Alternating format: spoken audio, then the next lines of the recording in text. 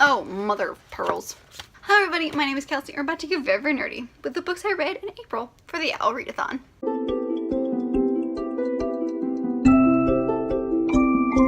So if you watched my channel for at least the last couple of weeks, you will know that I participated in Book Roast's O.W.L Readathon. I read a total of 5 books this month, but only 4 of them technically counted for the readathon. Basically, the goal was there was 12 challenges, and if you did 2, you basically just passed your owls. And if you did 5, then you like exceeded your owls. And if you did all of them, then you were just awesome. But basically, you just needed 2 to pass, and I got that within the first week, which was great. But then after that, I kind of like dwindled down a little bit. I read most of these on audiobook because most of my reading takes place in the weekends. However, the first couple weekends I was in my friend's wedding, and then the other one I had to do some stuff. I don't really remember why, but I remember having something every single weekend.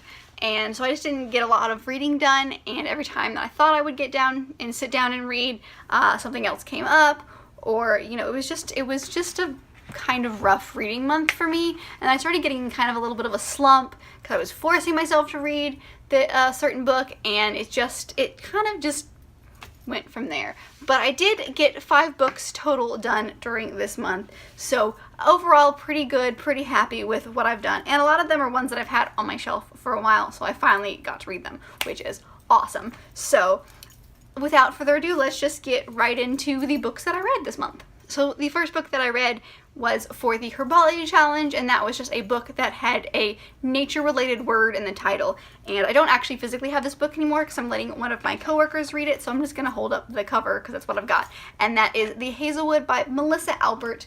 This one, I believe, what did I give this one? I gave this one 3.5 stars. I did very much enjoy it, but it was very different than what I thought it was going to be, and so it was very kind of creepy a little bit. This is a very dark story. The fairy tales in the story are very dark, and about, you know, the first half of the book I was just kind of like, I mean, it's interesting and people are following them and that's bad, but I'm kind of bored. And then I got really into it near the end. So it was kind of like, it was a meh book, but it had a good ending. It has been compared to Alice in Wonderland, or at least I've heard it being compared to Alice in Wonderland. And for me, I'd never got Alice in Wonderland vibes. There's not really anything about this book that's Alice in Wonderland besides the fact that the main character's name is Alice. Like, that's really all it is. So if that's what she was going for, I didn't quite get that. I don't know if that's people just comparing the story to Alice in Wonderland because they enjoyed it.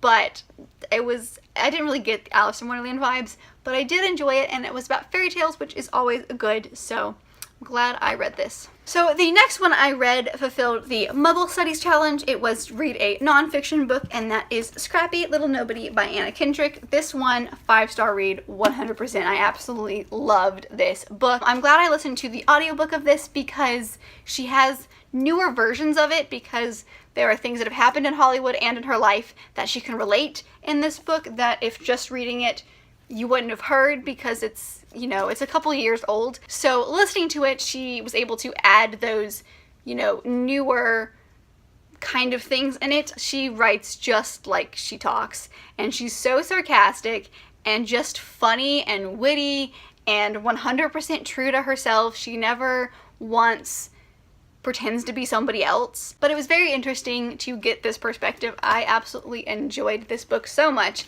and I'm glad that I read it finally because I've had this on my shelf for a good number of years. So the next one that I read would also fulfill the Muggle Studies Challenge because it is another nonfiction book. Basically, in my Overdrive app, I requested both Scrappy Little Nobody and this book because I wanted to read both of them via audiobook, and whichever one I basically got first was the one that I'm going to read first, and so I got Scrappy Little Nobody, but then I finished that one and got a notification about this book being ready for me, and I knew if I didn't read it now, I didn't know when I'd get around to it. So I finally just went for it, and that is Why Not Me, by Mindy Kaling. This one I enjoyed a lot too. I gave this one 4 stars. I really enjoyed her style. It was definitely very interesting getting the whole Hollywood kind of story but from a different person.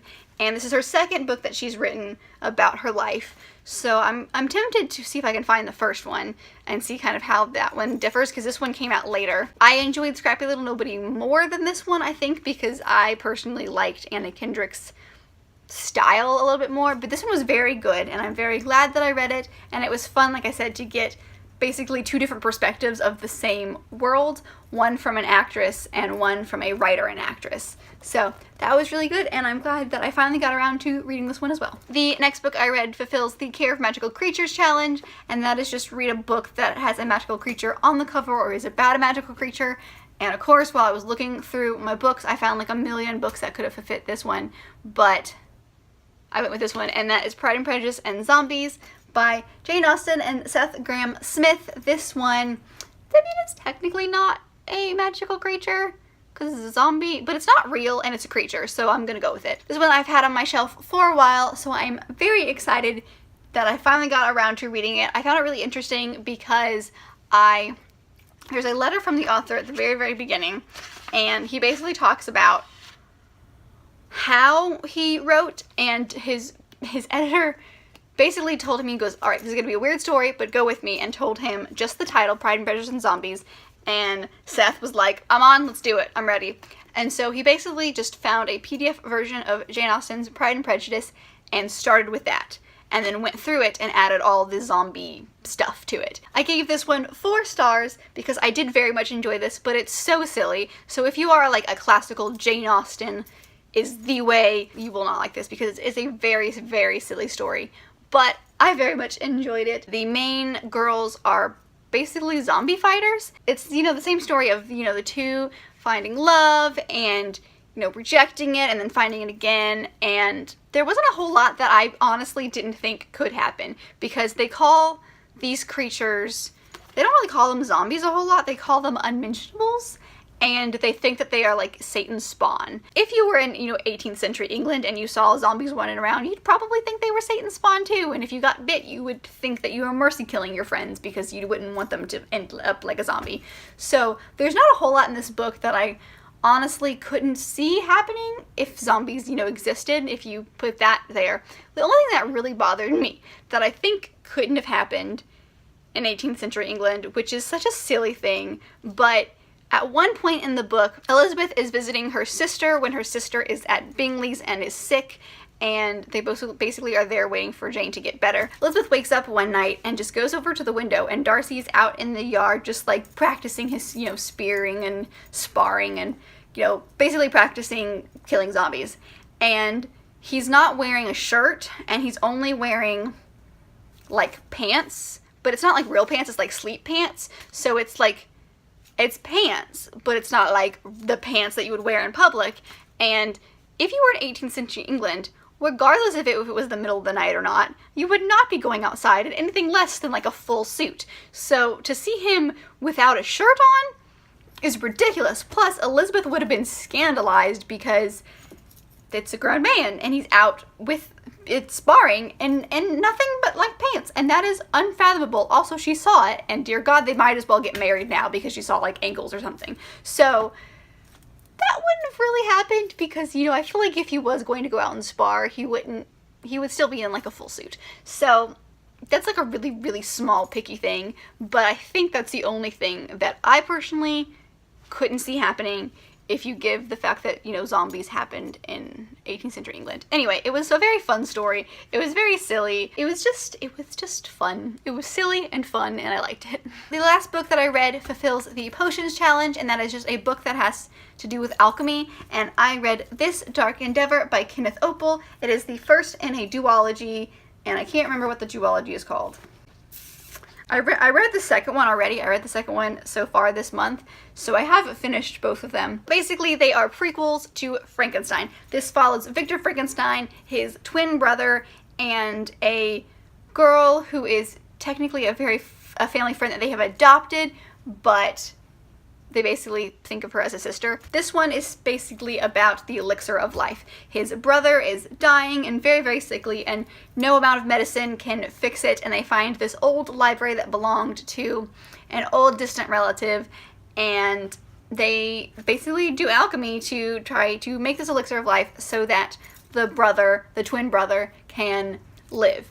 And it's really, I didn't like it at first. It was kind of like, it was like a meh read for me, but the more I read it, the more I was like, this is entertaining. And I enjoyed the second one more, I think.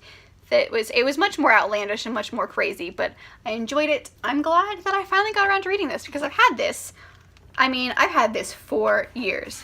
I've got it right after it came out.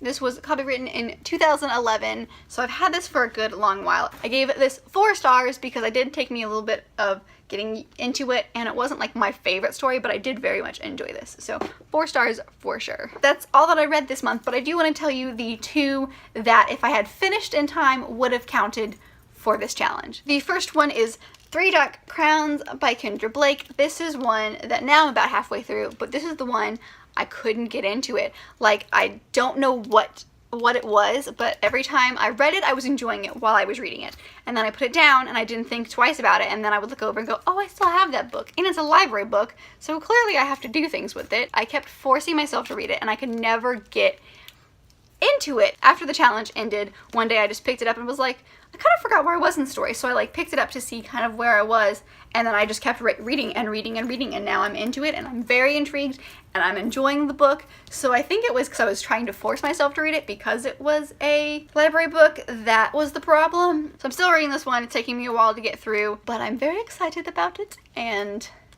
I'm now enjoying it again. So if I had finished this one, this would be the Arithmancy challenge, with it has a number on the cover and or in the title. So yeah, I'm enjoying this one, and I'm glad I picked it up, and hopefully I will finish it very, very soon. The other one is one that I started 2 days before the challenge ended, and it would have counted for my historical fiction. It's one that I literally just looked at my shelf and went, I forgot I had that book. Let me see what that one's like. And it's told in letters, so that got my attention right away.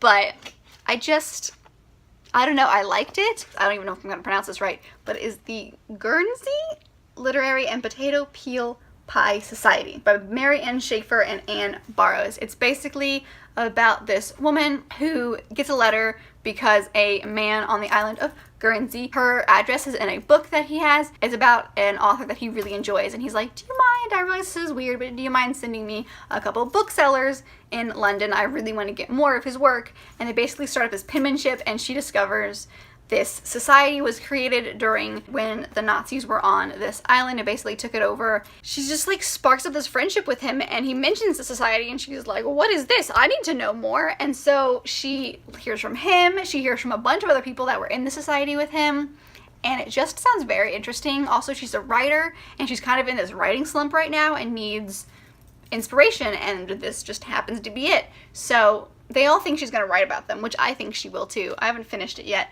but I like sped through the first half of this book in no time. Like I said, it's written in letters, and it's very interesting because it's written in letters from a ton of different people's points of view, but everyone has a very specific way of writing, and that is amazing to me, that an author can have such a diverse and large group of characters, but each of them have its own writing style.